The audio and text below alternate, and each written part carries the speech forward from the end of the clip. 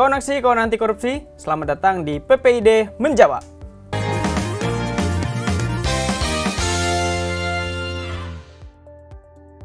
Nah, di episode kali ini kita akan mengobrol sesuatu yang berbeda tapi tetap penting loh. Seperti yang kita ketahui, pemerintah sedang menggiatkan sebuah program ramah disabilitas. Nah, salah satu bentuk KPK mendukung program pemerintah tersebut adalah dengan memfasilitasi layanan ramah disabilitas pada layanan publik KPK. Kenapa ramah disabilitas itu penting? Karena hak atas informasi adalah milik semua orang tanpa terkecuali. Di sini KPK melalui PPID KPK ingin memastikan siapapun termasuk teman-teman penyandang disabilitas bisa tetap dengan mudah mengakses informasi publik sama seperti pemohon-pemohon informasi lainnya. Bersama saya sudah hadir Mbak Yuyu Andriati Iskak selaku PPID KPK. Apa kabar Mbak Yeye hari ini? Alhamdulillah baik, semoga kamu juga ya, sehat dan baik. Siap. Ya. Nah Mbak Yeye, ini kita langsung aja berbicara atau ngobrol terkait dengan program layanan ramah disabilitas yang ada di KPK. Mbak Yeye, mungkin bisa diceritakan mengapa penting sekali untuk memastikan layanan publik KPK sudah menyediakan sarana-prasarana khusus buat penyandang disabilitas? Iya. Bagi kami di KPK sebagai lembaga publik harus melayani semua orang yang akan mengakses layanan publik di KPK gitu ya. Dan semua orang itu tidak terkecuali termasuk juga disabilitas. Jadi kami di KPK ini ingin memperlakukan teman-teman disabilitas punya hak dan akses yang sama untuk mendapatkan layanan publik. Jadi layanan publik di KPK adalah layanan yang inklusif, melayani semua orang yang ingin mendapatkan layanan publik. Oke, baik Mbak. Nah, kira-kira untuk layanan apa saja nih Mbak yang sudah tersedia untuk mendukung penyandang disabilitas dalam mengakses informasi publik itu tadi? Iya, karena dalam langkah inklusivitas tersebut kami juga memberikan banyak hal yang mempermudah teman-teman disabilitas untuk bisa mengakses layanan publik kami di KPK. Misalnya dari fasilitas-fasilitas ketika mereka masuk gitu ya, sudah ada RAM, kemudian juga ada guiding block di gedung KPK sehingga itu memudahkan teman-teman disabilitas untuk mengakses atau masuk dalam gedung KPK untuk mendapatkan layanan publik. Kami juga menyediakan parkir khusus untuk disabilitas. Begitu juga nanti di dalam ruang layanan kami sudah menyediakan misalnya kalau ada dibutuhkan tongkat gitu ya, atau misalnya mau mengakses layanan yang membutuhkan bantuan suara yang lebih besar gitu, itu semuanya kami sediakan. Begitu juga dengan toilet, kemudian ada ruang tunggu khusus untuk teman-teman disabilitas. Jadi semua itu kami sediakan untuk mempermudah teman-teman disabilitas mendapatkan layanan. Selain kami juga ingin memperkuat layanan publik ini, layanan publik KPK ini sebagai layanan publik yang inklusif. Oke, itu menarik banget ya Mbak ya.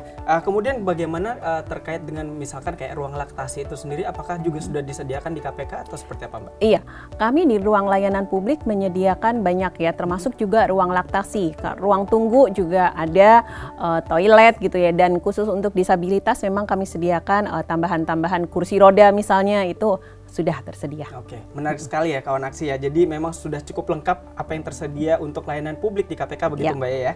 Nah Mbak Ye, bagaimana tanggapan dari penyandang disabilitas sendiri ketika mereka misalkan sudah berkunjung ke KPK begitu ya, terhadap kelengkapan sarana prasarana layanan publik di KPK itu seperti apa? Iya, beberapa waktu lalu kami memang menghadirkan teman-teman dari disabilitas untuk sebenarnya mengevaluasi juga gitu, apa yang sudah kami sediakan ini apakah sudah cukup gitu, atau sudah memenuhi harapan teman-teman, atau sudah mempermudah teman-teman disabilitas untuk bisa mengakses layanan publik.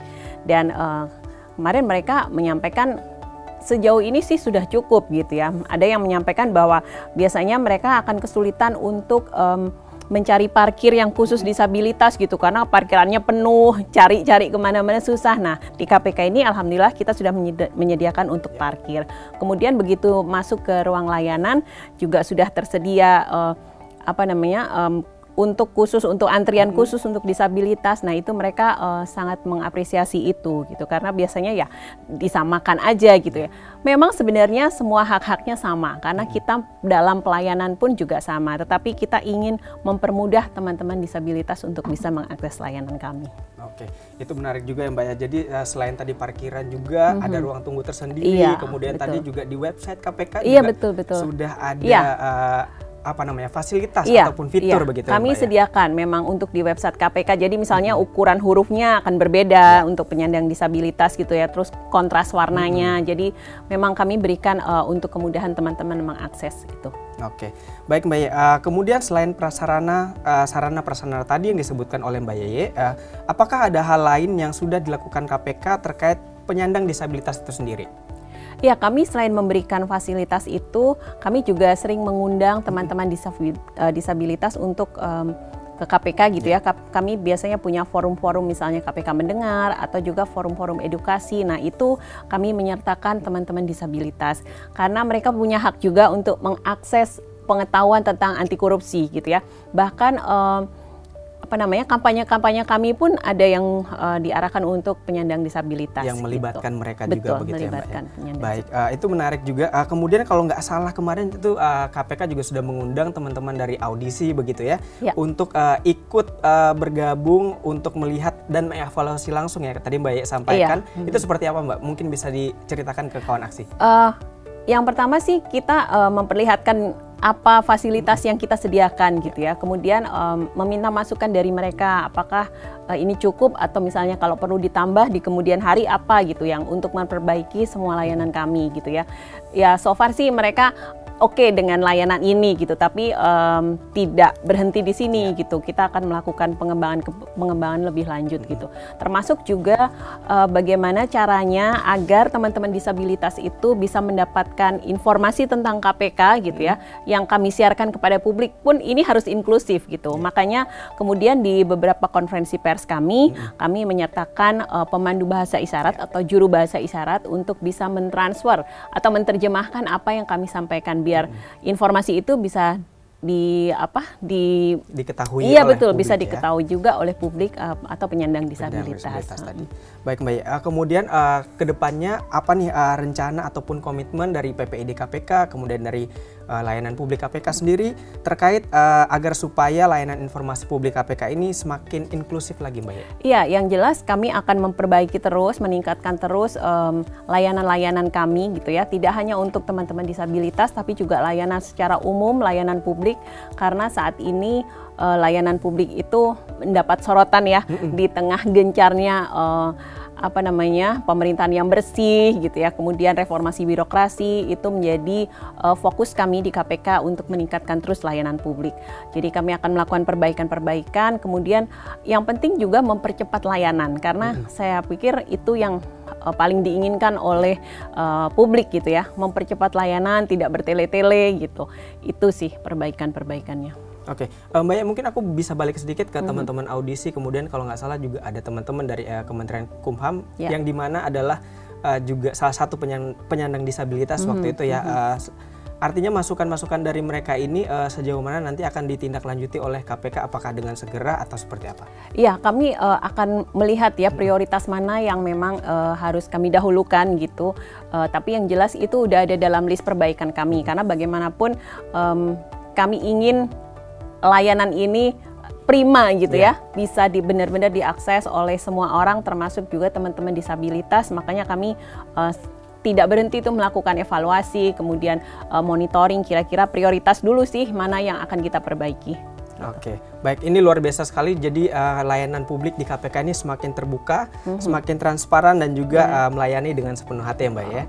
Nah, dengan adanya ketersediaan layanan informasi publik di KPK ini yang sudah lengkap, termasuk dengan penyediaan fasilitas untuk penyandang disabilitas sebagai bukti komitmen KPK dalam mewujudkan pelayanan publik yang inklusif. Baik Mbak Yeye, nah di sini juga kita sudah punya satu pertanyaan dari kawan aksi yang kita ambil dari media sosial. Nah, ini saya bacakan. Suka kepo sama harta kekayaan para pejabat. Kira-kira Mbak Ye lihatnya di mana sih kalau kita mau tahu seperti itu? Iya.